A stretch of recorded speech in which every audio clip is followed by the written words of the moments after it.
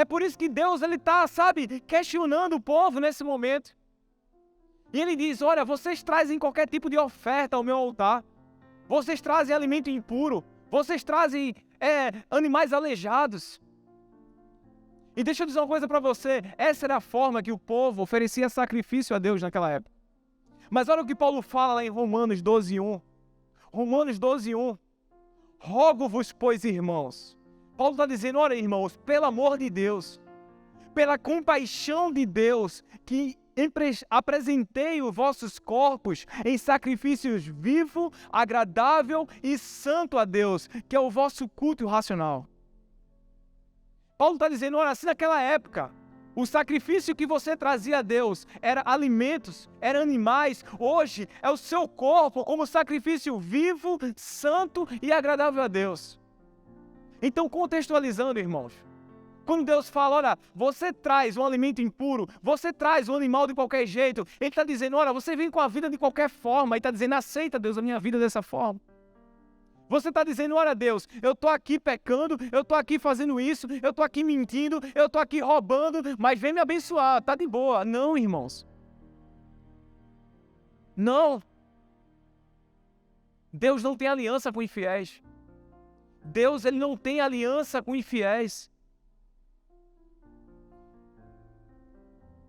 E Ele diz, olha, se um de vocês fechasse as portas do templo, assim ao menos não acenderia o fogo do meu altar inutilmente. Vê que duro, irmãos. Era melhor que nem me cultuasse para estar agindo dessa forma. E sabe o que ele diz? Não tenho prazer em vocês. É duro, né? A Bíblia fala que quando Jesus ele é batizado, houve uma voz do céu dizendo, esse é meu filho amado, a quem eu tenho meu prazer. Jesus não tinha feito nenhum milagre, Jesus não tinha começado o seu ministério, mas Deus já tinha prazer na vida de Jesus, sabe por quê? Porque Jesus já vivia uma vida santa.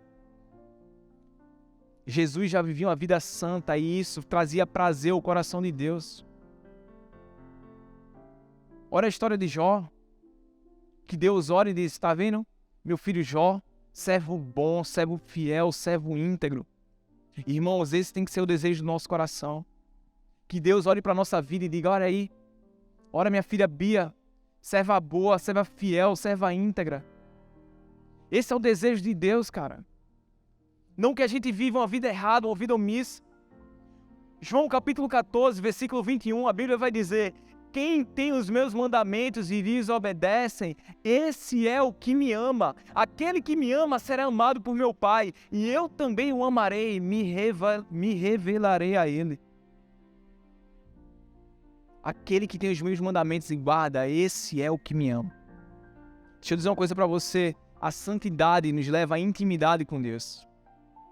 Às vezes tem pessoas que perguntam, Danilo, como é que eu faço para ouvir a voz de Deus? Como é que eu faço para ter um relacionamento com Deus? Às vezes eu não estou sentindo Deus, às vezes eu não estou... Cara, a santidade nos leva à intimidade. Deus ele está dizendo, olha, eu também o amarei e me revelarei a ele. Santidade, irmãos. Salmos 101, versículo 6 vai dizer, os meus olhos procuram os fiéis da terra. Eles habitarão comigo e somente quem tem vida íntegra me servirá. Os meus olhos procuram os fiéis da terra. Deus está procurando fiel aqui nessa noite. Tem algum fiel aqui essa noite? Aleluia, irmãos. E somente quem tem vida íntegra me servirá. Deixa eu dizer uma coisa para você, irmãos.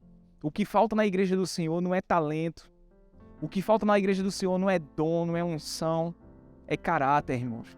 É santidade. A nossa unção que precisa de santidade. Se a nossa vida não respalda a nossa unção, nosso talento, nosso dom, a gente não precisa dessa unção, desse dom e desse talento. Não precisa.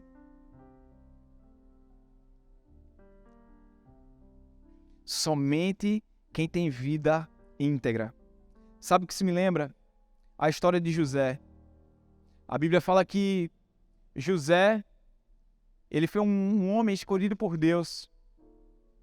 José, ele foi espancado pelos irmãos, foi invejado pelos irmãos, foi lançado num poço, vendido como escravo. José foi perseguido a vida toda. A Bíblia fala que tem um momento que ele está servindo a casa de Potifar, e a mulher de Potifar, ela tenta, adulterar com José. Só que a Bíblia fala lá em Gênesis 39:9, que José responde algo com muita sabedoria. Gênesis 39:9, a parte B desse versículo vai dizer: como poderia eu, então, cometer algo tão perverso e pecar contra Deus? Como poderia eu pecar contra o meu Deus? Sabe, José tinha tudo de desculpa para chutar o pau da barraca.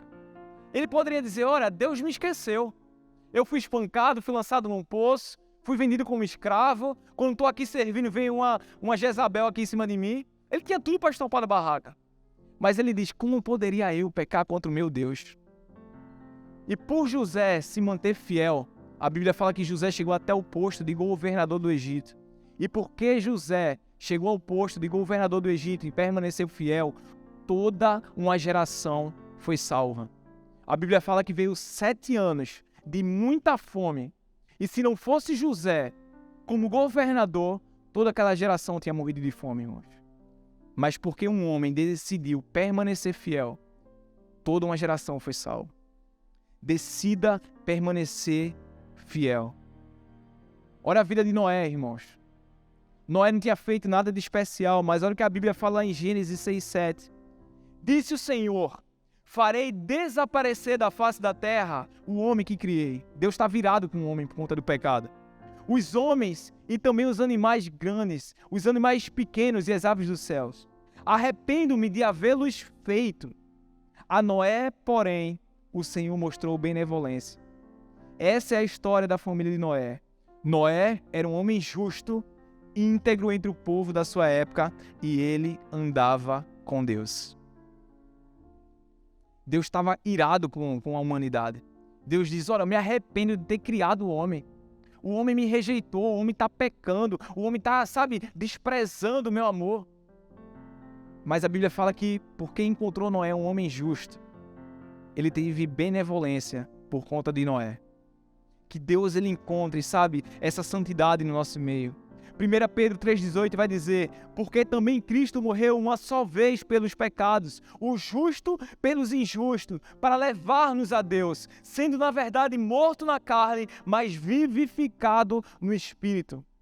A Bíblia fala que o sacrifício que Jesus fez, irmãos, a troca, do nosso pecado pela justiça de Jesus, ele fez isso para nos levar-nos até a Deus. Entenda que a santidade é a ponte que nos conecta a Deus. A santidade é aquilo que nos permite chamar Deus de Pai. A santidade é aquilo que nos faz ver o Senhor. Irmão, entenda uma coisa: proteja e preserve a santidade do Senhor na sua vida. A santidade é aquilo que mais precioso você tem. Porque sem santidade, irmãos, você não vai ver a Deus. Sem santidade, irmãos, você não vai chegar até Ele. A santidade do Senhor é o maior patrimônio que você tem. É por isso que Jesus ele fala: olha, se teu olho direito fizer pecar, arranque e o lance fora. É melhor perder parte do seu corpo do que ser todo ele lançado no inferno. E se sua mão direita fizer pecar, corte e lance fora. É melhor perder uma parte do seu corpo do que ir todo ele para o inferno. Jesus está sendo radical, irmãos. Ele está dizendo: olha, se isso te faz pecar, corta e lança fora. Tira isso da tua vida, arranca isso para ontem da tua vida. Isso vai te levar para o inferno, isso vai te afastar de Deus. Tira isso da tua vida. Sabe qual é o nosso problema? É que a gente corta e deixa lá. No primeiro momento de fraqueza, a gente vai lá e acessa novamente. Jesus ele está dizendo: olha, corte e lança fora. Às vezes a gente se protege, de grandes pecados e esquece dos pequenos pecados. Pequenos aos nossos olhos. E deixa eu dizer uma coisa para você: ninguém tropeça na montanha, mas a gente tropeça em pequenas pedras no nosso caminho. Pequenos obstáculos no nosso caminho. A Bíblia fala que um abismo, ele chama outro abismo, irmão. Às vezes, aos nossos olhos, o que a gente está fazendo é algo tão pequeno, mas ele pode nos levar ao fundo do poço. A Bíblia fala que Davi, ele começa a viver fora do propósito que Deus tinha chamado ele para viver. A Bíblia fala que no momento que os reis estavam em guerra, Davi permaneceu no palácio. Então Davi ele começa a observar uma mulher tomando banho. Ele manda chamar aquela mulher, ele tem relações com aquela mulher engravida.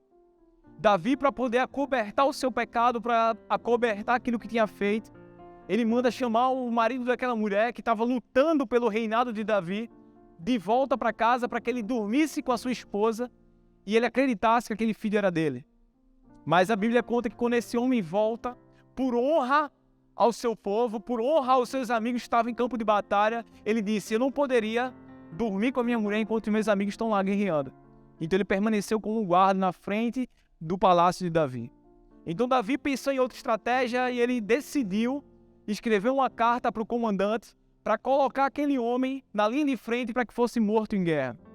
Então aquele homem, com muita honra ao seu rei, ele pega a sua sentença de morte e com muita fidelidade ele leva essa carta até o seu comandante e ele é morto em campo de guerra. O que começou com um adultério, o que começou com uma mentira, acabou com um assassinato, irmãos. Davi, ele não começou assassinando. Ele começou primeiro estando num lugar que ele não deveria estar. Ele começou observando o que ele não deveria observar. Ele começou cultivando um desejo no coração dele que ele não deveria cultivar. E a partir daí começou a vida dele a decair. E muitas vezes isso acontece com nós. Primeiro a gente começa a frequentar lugares que a gente não deveria frequentar. A gente começa a observar coisas que a gente não deveria observar.